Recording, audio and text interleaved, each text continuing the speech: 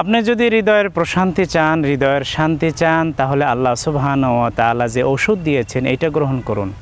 আল্লাহ রাব্বুল আলামিন আমাদেরকে বলেছেন, আলা বিযিকরিল্লাহি তাতমাইন্নুল কুলুব, অন্তরের প্রশান্তি, হৃদয়ের শান্তি, আত্মার শান্তি একমাত্র আমার স্মরণ, আমার জিকিরের মধ্যেই রয়েছে।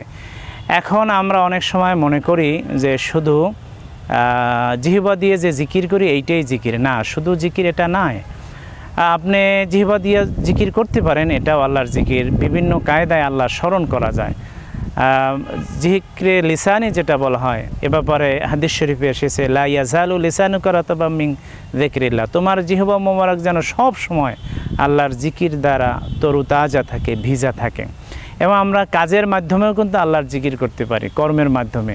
আল্লাহ যেই কাজ করতে বলেছেন, যেই কাজে আল্লাহ সন্তুষ্টি অর্জন করা যায়, ওই কাজগুলি যদি আমরা করি তাহলে সেটাও আল্লাহর জিকির।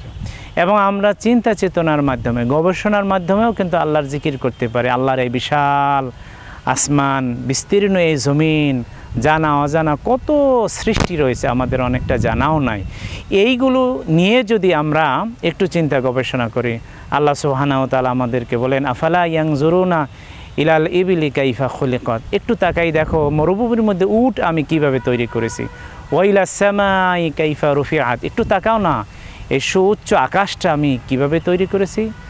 এরকম পাহাড়ের দিকে তাকাও, জমিনের দিকে তাকাও, এইগুলোর দিকে বারবার তাকাও। একজন মুমিন ব্যক্তি এইগুলো দেখার পর বলে, রব্বানা মা খালাকতা হাযা বাতিলা, এর কোনো কিছুই তুমি অনর্থক সৃষ্টি করো না। কাজেই আল্লাহর সৃষ্টি যত আমরা দেখব, গবেষণা করব, ততই আমাদের আত্মা আরও প্রশান্তি লাভ করবে, আমাদের হৃদয় আত্মা ঠান্ডা হবে। কাজেই কর্মের মাধ্যমে, জিকিরের মাধ্যমে, কাজের মাধ্যমে, চিন্তা চেতনার মাধ্যমেই আমরা কিন্তু আমাদের আত্মার প্রশান্তি লাভ করতে পারি।